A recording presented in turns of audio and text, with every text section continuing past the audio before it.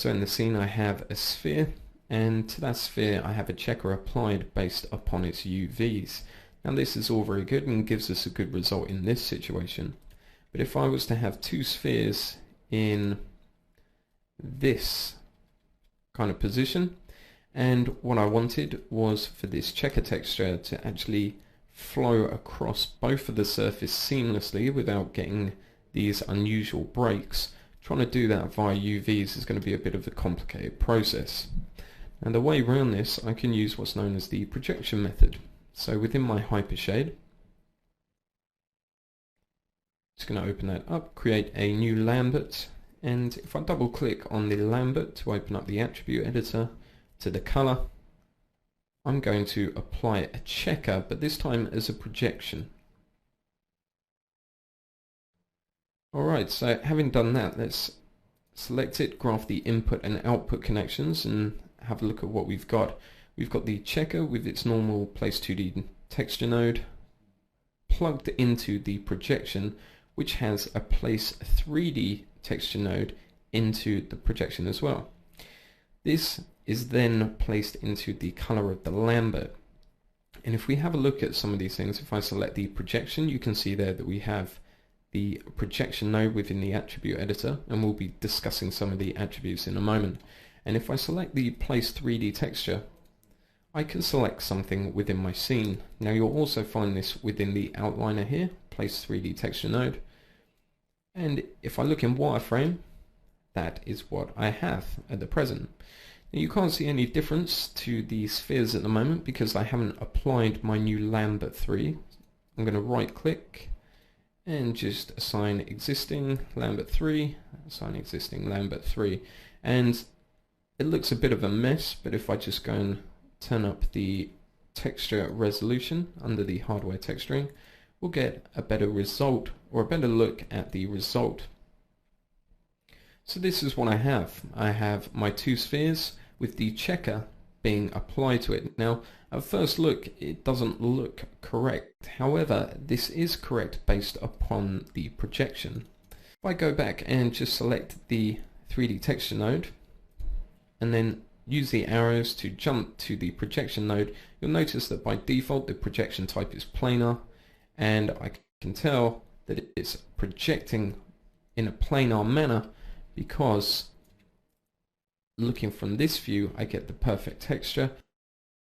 Looking from the top or side I can actually begin to see stretching as that texture passes through the volume of the shape. Just moving this in the Z will not have any effect on the texture because all I'm doing is moving it up and down the axis in which it's being projected.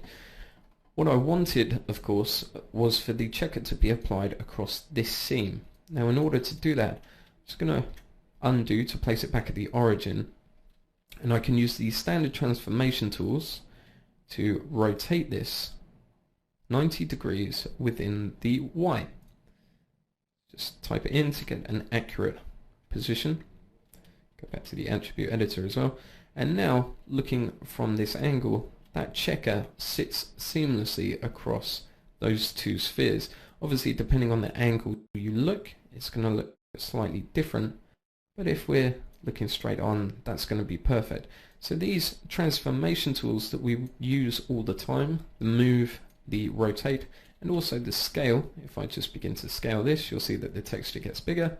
If I reduce it in size, it gets smaller. These can be pretty useful with regards to setting up the appearance of the texture. Looking again at the projection node, I've also got what's known as interactive placement and fit to bounding box.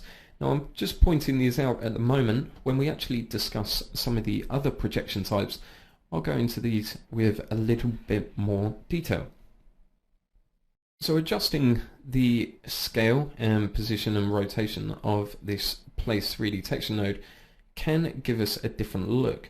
What else we can do is down again within the projection node, if we go to the effects menu, we've got some options such as filter, filter offset, invert, wrap, local blend. Now one of the more important ones is this wrap. this can be found as usual within the 2D placement node for the checker texture. And we could in fact use all of these attributes here to alter what we see. So I can repeat the UVs and I get this result. You tend to find it's a lot easier to stay out of the place 2D texture node and use what we have under the projection. Now at the minute I'm using a texture that I want to apply to the whole surface. But the nice thing about using the projection is we can be fairly specific with what we're applying and where to. So if I only wanted a patch of the checker on the surface, I could remove this wrap. And then all I'm going to get is the projected image within this volume area.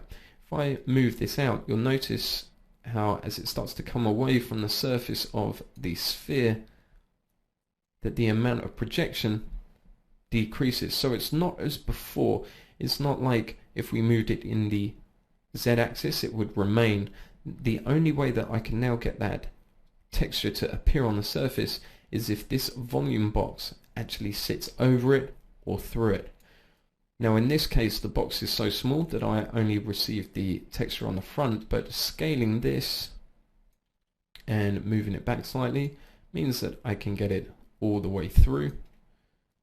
I can move it up and place it across, and I can get a number of different results. So using transformation tools, using the effects that we have, we can get quite a few variations on the way in which this texture is applied finally. We've got a color balance as well. Now the color balance we can use to alter, of course, the checker. We can change the default color, so we can remove this gray, so perhaps we have a red, and of course don't forget we can alter the alpha gain, alpha offset as well. This gives us a lot of ability to change the image for a better understanding of the color balance and how we can use it effectively. You can refer to the specific how-to that covers that. But the ability to affect the texture doesn't stop there. We've got noise attributes that we can add in, so we can add noise within the x-axis or the y-axis. We can adjust the ratio of the noise, and we can add in ripples to it if need be. So we've got a huge amount of variation. We've got camera projection attributes here that we'll cover separately to this how-to. And I think within the next section what we'll look at is take a closer look at the interactive placement and the number of other projection types that we can get, because by default what we have to start off with is this planar projection type. What I'm going to do is in the effects just turn wrap back on so we can see what effect this is going to have, and I'm going to begin to change the projection type. Now let's just move this sphere out of the way for the moment, and I'm just going to concentrate on what effect this has when we change the projection type. Don't forget what we do have, of course, is these two buttons. Now the fit to bounding box, if I show you that, you'll notice that it will scale this place 3D texture node based upon the bounding box of the objects that the material is applied to. So it's stretched to compensate the movement of this smaller sphere. If I place this back and then again fit to bounding box, it'll move back in. So this is a very quick way of ensuring that you're projecting across the whole surface and not cutting any edge. We have interactive placement as well. Now interactive placement is a bit easier to show you within another of the projection types. So let's just get that sphere out the way. In fact, let's delete that sphere for the purpose of this bit. Select the projection node again, fit to the bounding box of just this sphere, and then what I'll do is I'll change it from a planar to a spherical. Now the spherical seems to make the most amount of sense in the case of this object, as it is a sphere. With the interactive placement, you'll notice that we get a number of controllers for the projection. We've got a central scale, and I'm going to bring that out so we can see all of the separate controllers. We've got a scale in the Y. You can see adjusting that will allow me to get a full projection in terms of the Y. We can do that also in the X and scale it around. It's a little bit harder to see with regards to the checker because it all looks the same, but if we close this up, we now have a complete projection around the whole sphere. Selecting the red section there allows me to again transform this, and we could also access the rotations by selecting the blue ring. Now this is pretty similar of course to just using the transformation tools. It depends how you wish to work. Let's undo that and just take it back until we have a complete spherical projection, but it's still central to the spherical object. We also have the cylindrical, and again we're getting a pretty good result.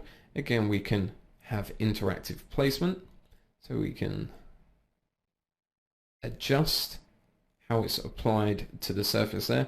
Slightly different to the sphere, of course, because it doesn't go right up and over the top, but scaling this, of course, allows us to distort the checker texture and get a very different look to the final image. We've got a ball. Now the ball isn't really too different from the sphere, apart from, rather than being a complete spherical map, what this does is it actually takes the texture and pinches it into one end. Now this is going to be useful really when you've used an image perhaps taken upon a fisheye or using a chrome sphere ball. You would want really to use this ball type to help project it onto a surface. And then lastly, one of the main ones that we're going to look at there is triplanar, concentric and perspective, which the triplanar and concentric are worth looking at yourself. Perspective we use with regards to camera projection, but the last one, as I say, that I want to discuss is the cubic. Now the cubic will take the image and project it in from each of the 6 faces that we have, and there you can see the result that you get, but we get a nice blend between where the faces join. Now I'm going to explain one of the problems that we have when using projected textures. If I take the 2 spheres and move them now out of this volume area, you'll see that they don't actually update based upon the new position. This is a volumetric projection, i.e. I've taken off the wrap, and because these are outside they shouldn't really have the texture upon it. If I undo that, but this time take the projection and move that, you can see that the texture does update, and if I move it, we lose it off of the surface. Now this can be quite useful in some respects, because what we might want to do is project a displacement map or a bump map onto a surface and then animate the projection through it, which may give us a ripple through the surface or perhaps something crawling underneath the surface.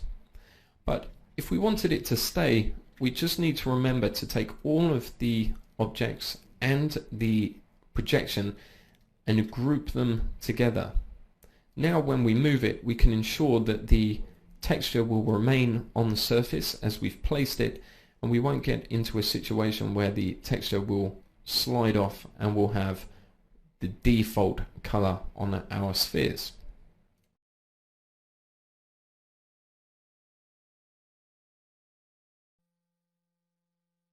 And this is the last part of the tutorial now, where we take everything that we've got, piece it all together, maybe do some little adjustments, little tidying up to ensure that we've got the perfect map that will apply to our aircraft. We've already cut out the checker. We've got our underbelly stripes here. We've got all the decal. Just need to figure out what we're going to do with regards to this red and green. Okay, now first of all we want to keep this area of red. Now the obvious thing to do is to just go in there with the lasso tool. Okay, I'm going to keep with that working method before of sticking right under those lines there.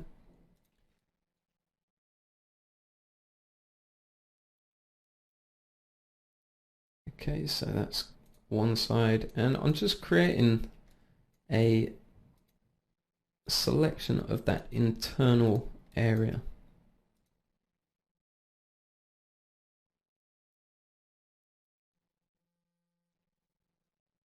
Okay, just go around, go over the top. Okay, so that's the area I want to keep. Fairly easy. Let's select the red layer, Control Shift and I, and delete, and we have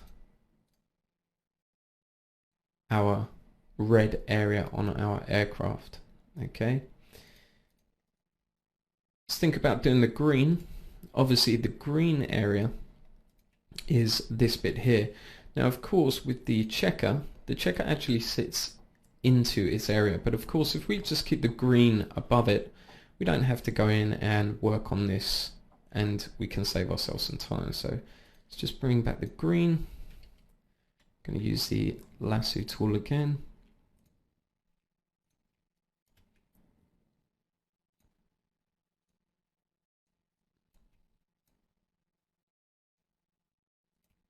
Okay, remember, just take your time doing this.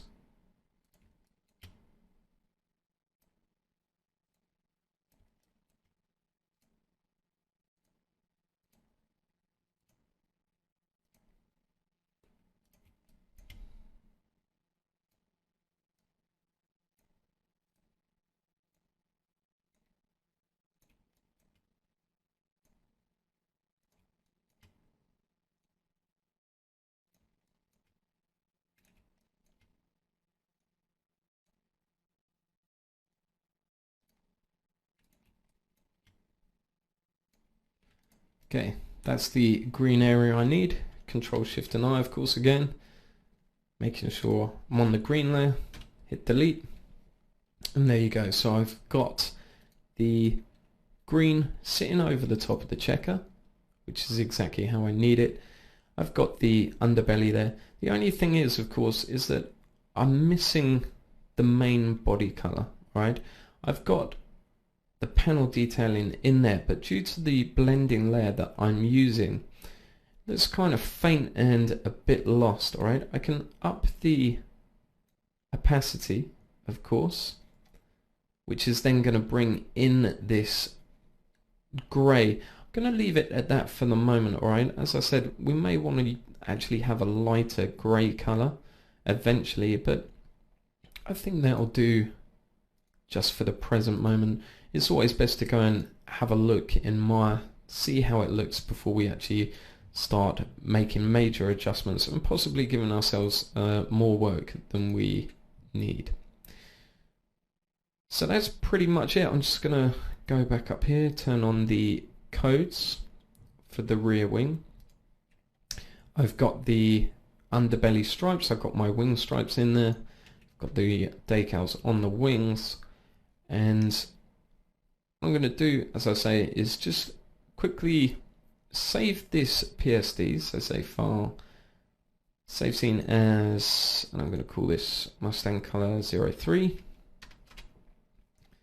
Okay, and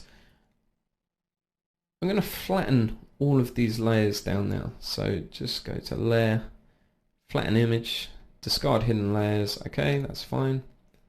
All right. The reason why I saved it obviously is because I want to be able to resort back to the separated layers later on. Okay, when I start to distress this, I may want the ability to affect different textures in different ways. All right, so I can always either undo using the history or just reopen. And then I'm going to go File, Save As, and under my source images, under textures, let's call this, well, first of all, it's going to be a TIFF, and I'm going to call this my Mustang color. Save, no compression on that, and we'll now move on into Maya. So back in Maya, what I'm going to do is just first of all go and take the wireframe off shaded. I'm going to hide the textures as well, just to free up a bit of the space. And of course I need to apply a new material to the aircraft now. So let's just go assign new material Lambert. I'm just going to call this Mustang color for the moment. And this will just be a nice way of testing the map that we've created and just having a look at it once it's actually applied to the Mustang. So let's go to color. I'm going to map normally a file, and all we need to do is go and find the Mustang color we've just created. Give it a second, and then once it's loaded in, you can now see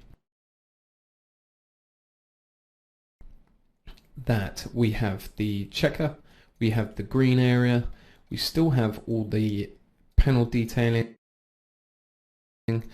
and it's looking pretty good. There's a few areas, as I mentioned, that there may be with regards to the selection areas. You know, we're getting maybe a slight edge to some of the decals, but we've got to think in the broader terms, and you know, what is the final shot going to be, how much are we going to see it, and of course we don't want this to be perfect, and we will be distressing the textures for this aircraft within the next tutorial. So with regards to that, I think we're in a good position to move on. Do be aware, of course, that that isn't just the whole plane. If we go into our outliner, we have the propellers and the propeller mounts. So let's just show them. And all of these have been UV'd. If we just go to the UV texture editor, bring this in, you can see there, of course, that's the propeller mount, and those are the propellers. So it's going to be fairly easy to just paint textures for these within Photoshop, and as long as we ensure that we create a UV snapshot and at a high enough resolution so that we can paint these in. We've also got the engine area. Now the engines as well on the side, you can see have been UV'd. Okay, so we're going to be able to work on these in Photoshop, maybe add in some oil splatters and so forth, bit of rust. And finally we've got the cockpit areas. Again, as you can see, they're UV'd and split into different sections. Okay, so we have the glass here, we have the main kind of cockpit edge. This piece, although it's going to be a combination of glass and material, okay, because we have this surrounding edge to it, there's still a UV map, and we're still going to use it, of course, because we may want mud or dirt or, you know, scratches actually across the whole thing, so not just across the glass but also across the green casing that we're going to have. So that's it. What we can do is just take a render and just see what this looks like. And there you go.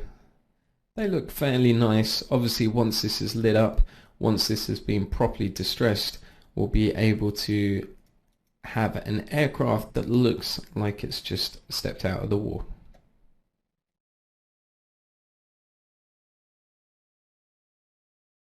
This video is going to concentrate specifically on 3D textures, and I'm going to use this temp in here just to show you how we would apply them, use them, and some of the attributes that we'll find. And the benefit of the 3D texture means that we can actually make an object look as if it's carved from a specific material by actually projecting that all the way around it, rather than applying a 2D texture via a wrapping method. If I take the object, what I'll do is just right click, assign a new material. I'm going to use a blend just as a temp in, maybe slightly shiny. Let's just adjust the eccentricity slightly, change the specular roll off, something like that. And what I'll do to the color is just hit the flag so we are able to select, as you can see within the 3D textures here, either a Brownian, cloud, crater, fluid, all the way down to wood.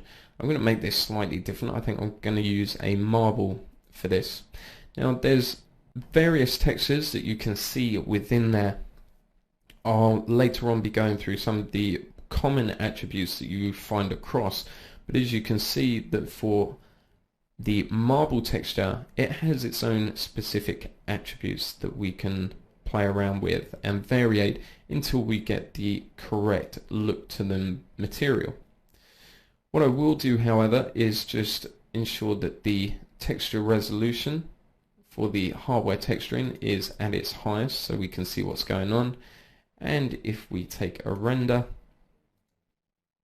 we get something that looks like that. So I'll explain what's happened now we've applied that texture. What we've got within our scene, as you can see down here, is a 3D placement utility. You can also see that within the outliner, place 3D texture.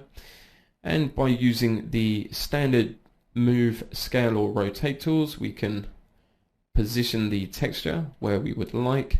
Scaling it will obviously change the scale of the texture, and rotating it will just alter the direction in which it's being projected. Now it's a good idea perhaps at this time to also watch the how-to video on projecting 2D textures, because you'll find the ways in which we can actually position and control the texture are very similar, and you'll find a crossover.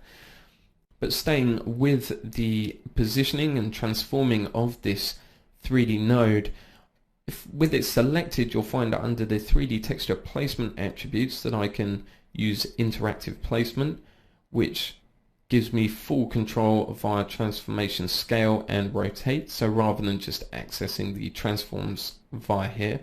Or I can hit fit to bounding box, and that will then base the size and scale and position on the bounding box of the pin. What I may wish to do, however, is just take off those rotations just to straighten it all up. And using all of those options, what we've been able to do is replace a infinite texture within our 3D space. Now, whilst we're talking about the 3D texture itself, one thing that's important to bear in mind is that it is actually resolution independent. So if I render this, you'll notice that the quality of the texture is pretty high and is looking fairly good. If I zoom in, you'll still see that the quality of the texture is to a high standard. Now the reason behind this is that, as I said, it is resolution independent, and therefore every time we hit the render button, the texture is actually being calculated using a number of various algorithms. This means that we won't get any pixelation occurring within our renders as we would with a 2D image. However, looking within the viewport, you'll notice that zooming in, we do start to get that pixelation occurring. Also remaining with the texture, if I just select this object, go to the color, within the attributes for the texture itself, there's a few shared attributes that you'll find through all of the 3D textures. So let's just go and take a look and show which ones they will be. Anything included here, such as the Brownian, the cloud, crater, fluid, granite, leather, marble, rock, snow, etc., etc., we can adjust the color balance. Opening that up, we can adjust the default color. Of course, if we're not going to use the complete wrap function for the marble texture, we may want to alter this. The color gain, color offset, alpha gain and alpha offset, all of these covered within the specific color balance how-to. And under the effects menu, again, common options that we can use. We can remove the wrap, Okay, which as you may see, if I just begin to take this, alright, we now no longer get a situation where the projection is around the whole object. It's no longer infinite. Based upon the adjustments we've made by removing the wrap, we can invert, we can also adjust the filter, etc. So these are common, as I say, throughout the 3D textures, but for each one you'll also find its own specific attributes that allow you to adjust the marble texture, as an example, to get the final look you need. I mentioned at the start of the overview the similarity between using a 3D texture and projecting a 2D texture. Got to bear in mind, of course, that if this object was to be animated, so let's say it was fallen over, I just update the texture just so we can see it in the viewport. Obviously, this utility object needs to be parented to, or both need to be grouped together to ensure that the texture remains where it should be. So let's just undo that and just take both of them and group. Now if we rotate it, and just make sure by adjusting and re-updating the texture, you can see that we have no issues there. As well, don't forget that the object, if it was to be deformable, should either use a texture reference object, or we could also think about baking out the texture as shown within their specific how-tos.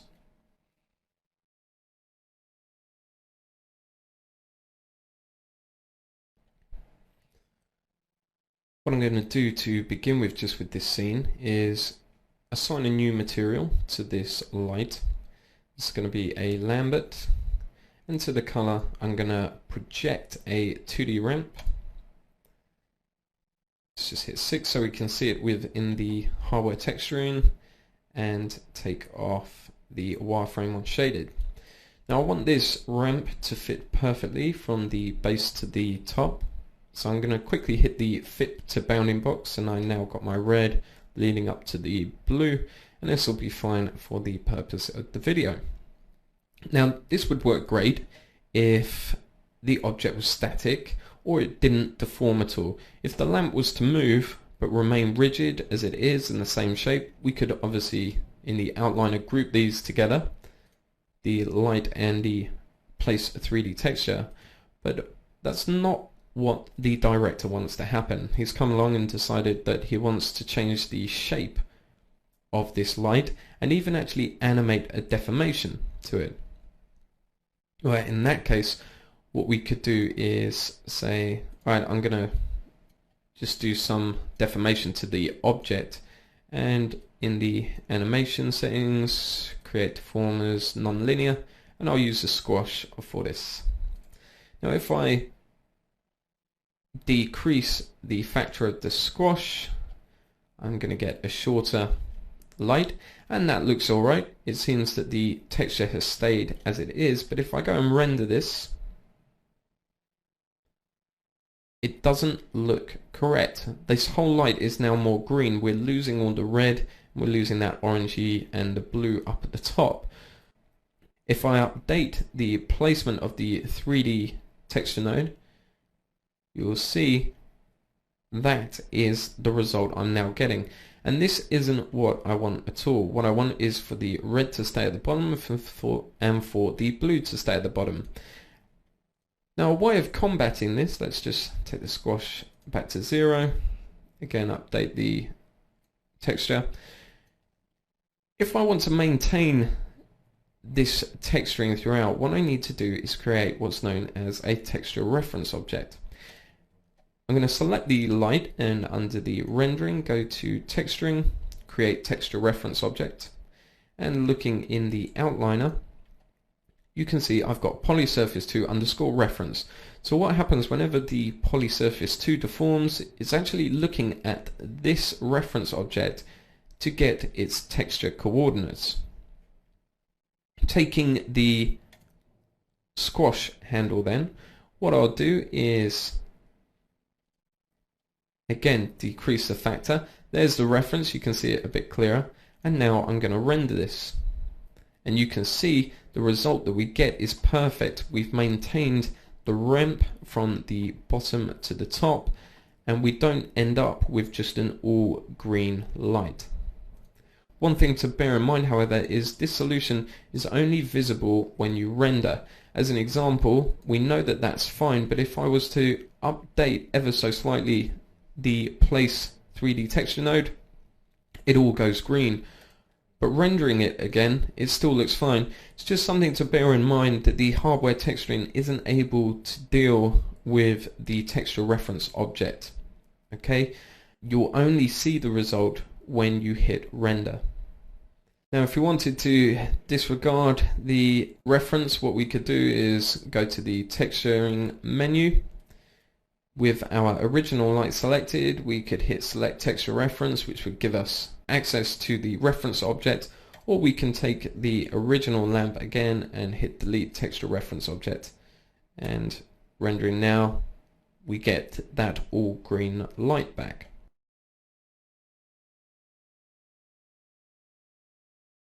So in this video, we're going to look at how we can bake out a texture.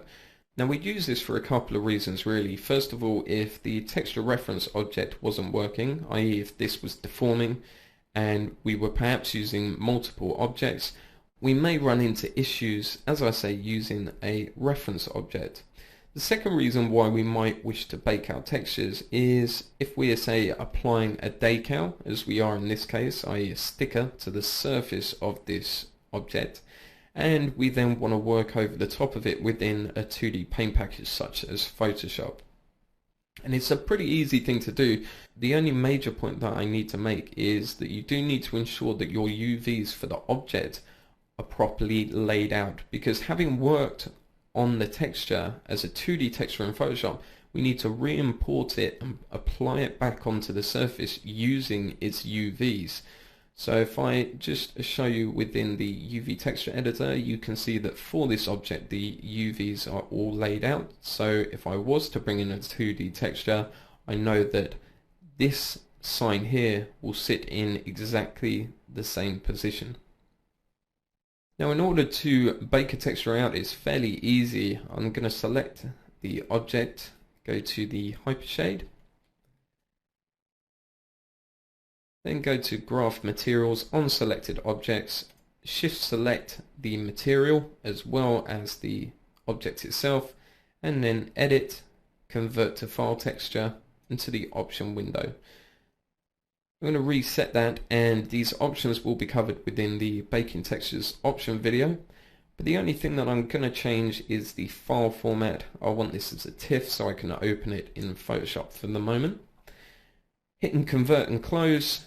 It's fairly quick in this situation, and within the hypershade you'll see that I get a new material created, this time a blend 5 due to the 4 blends already being within my scene, and an image that's being plugged into the color of that new blend. Selecting this and going to Graph Materials on Selected Objects, you'll notice that having done the conversion, Maya has now reassigned this new material with this 2D file. And if we have a look closely, this file is a 2D texture based upon the projection and also based upon the UVs. Now it's this that we're able to open up within Photoshop and Paint, but if the object was to deform, we know that using a 2D texture like this is going to solve any problems that may occur if the object is going to be deforming and we originally started with a projected texture. So here's the texture that I've baked out. You can see that it's a 2D image as a TIFF, and what I could do if I wanted to is add my own additional detailing. So perhaps I might want to paint across that very quickly and roughly. Alright, go to File, and we can save this as a new version. You'll see within the source images of your project file, that is the baked out texture, projection 2 underscore poly surface force. You know which texture it is based upon the naming, because that's the surface, that's the projection. And what I'll do is just put adjusted texture, save it as a TIFF, no compression, and then go back into Maya and reapply this to the object. Now back in Maya, if I just double click on the file here and reload the image we just worked on within Photoshop, the adjusted texture here, there you can see that the red that I painted across the surface is now there, and looking within the perspective view, the red has now been painted across the surface exactly where I wanted it. Now that's one benefit, as I said, but also if this was to deform now throughout the animation, I know that my texture will remain where it should, and I won't get problems that I would have got if I remained with a projected texture.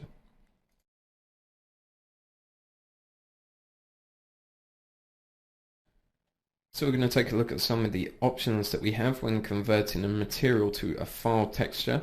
We have anti-alias right at the top, and most of the time we'll leave that on just to get rid of any jagged edges. We have the background mode, and the background mode will give us 3 options for the color. Now the shader default will just apply a default color to the background. Custom color allows us to access this color swatch and therefore pick a specific background color, which if we were going to be working in perhaps a 2D package afterwards, we could color key that correctly and therefore extract the background that we didn't want. And we have the extend edge color, which does exactly what it says. It will extend the edge based upon the color of the neighboring pixels. I'm going to leave it on the shader default for the moment and move on down to the fill texture seams. Now fill texture seams occurs when it begins to sample along the edges of the texture, and with it on as default, what it will do is it will bring in about a 1 or 2 pixel extension of the default color, in this case which is blue, just to help compensate for any filtering that can occur. The bake shading group, if I turn that on, you'll see that I actually am now able to also bake the shadows into the texture, and this is useful perhaps if you had quite a large scene and you knew that the lights weren't going to move, the shadows were going to stay the same, or you just, you had a character that was walking through and that was it, and the shadows were going to be cast over and above everything else that was there, and therefore save you a bit of rendering time. I'm going to turn that off again in this situation. The bake using virtual plane allows an image to be created using a virtual plane that has its UVs from 0, 0 to 1, 1 within the square, rather than using the object's UVs. Turning that off, we'll move down to bake transparency, and this will ensure that not only is the color computed by Maya, but the transparency that may be occurring within the shader is also transferred into the texture using the specific alpha channel. And double-sided ensures that when on, all the normals that are required to sample the shading network are flipped towards the camera, but it's something that you should turn off if you're thinking about baking the lighting or shadows within the texture. UV range, we can keep that at the default. Entire range, we can include, as it says, the complete range of UVs, or we can specify a range using these values here of the U, the V minimum, and the U and V maximum. I'm going to leave that as default once more, and the resolution of course dictates the horizontal and the vertical resolution of our image, and these values here are measured in pixels. You'll see that by default it's 256, but we can up this to 512, we can up it to 1024, 2048, whatever's going to be required for the shot. And last but not least, a number of file formats. This is kind of specific whether you're going to be working in an additional paint package. You may require a separate image. One of those options that's dependent upon your specifications.